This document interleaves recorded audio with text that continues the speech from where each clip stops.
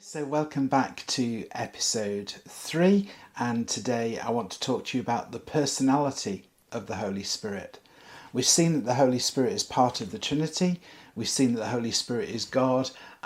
We've seen that he's not just some kind of power or life force. He is indeed a person. He's just as divine as the Father and the Son. He's just as personal as the Father and the Son. He has emotions because he can be grieved or upset.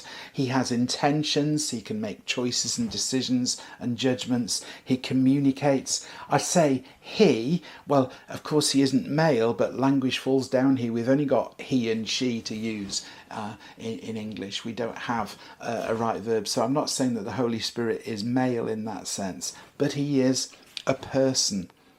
An understanding that he's a person and not just some kind of power or life force changes our perspective very significantly. It means that he's not a resource to draw on, but somebody with whom to build a relationship. Somebody who we can talk to, somebody whose guidance we can follow in everyday life. The Bible tells us that the Holy Spirit has a mind. In Romans chapter 8 verse 27 it says there, he who searches our hearts knows the mind of the Spirit, because the Spirit intercedes for the saints in accordance with God's will. So not only does the Spirit intercede for us, it'd be quite hard for a life force or a power to do that, but he has a mind, he has a plan, he has something in place, an intention and a purpose. Okay? And again, forces, powers don't have that. Only people have minds and intentions. He makes decisions. In 1 Corinthians chapter 12 and verse 11, talking about the gifts that God has placed within the church, it says, all these various gifts are the work of one and the same Spirit.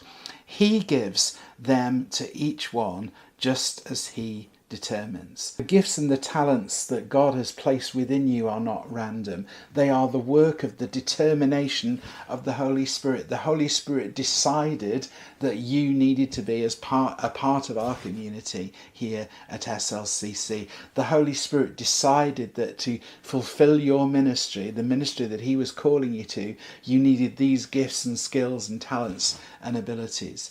Those weren't accidental, they weren't random, they were part of God's divine purpose worked through the life of the Holy Spirit into your life.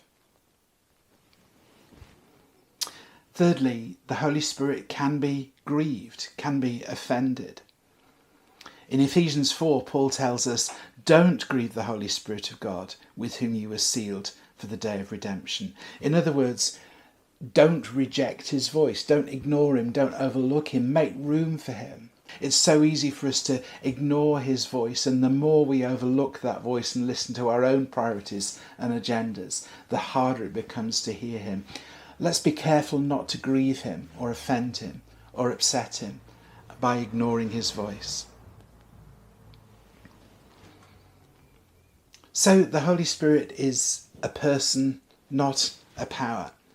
And that's got an important knock-on effect, because it means that we recognise his work in our lives not through feelings but through transformations. What's the evidence of the Spirit's presence? Sometimes people say, don't they, oh, well, you could feel the Spirit tonight. There was an electric atmosphere. It was all tingly. Well, yeah, I know what you mean, but that's emotion. That's feelings. Feelings are nice, the good ones anyway, but they're not reliable. You can go to bed ecstatic. You can go to bed on top of the world and wake up miserable. Feelings are kind of governed by circumstances, by chemicals in our brain, by moods that we find ourselves in. It's important that we don't allow our life and our decisions to be governed by feelings, but to be governed by faith, acting on facts. We're looking forward to the day of Pentecost on Sunday. And the disciples there knew that the Holy Spirit had come upon them.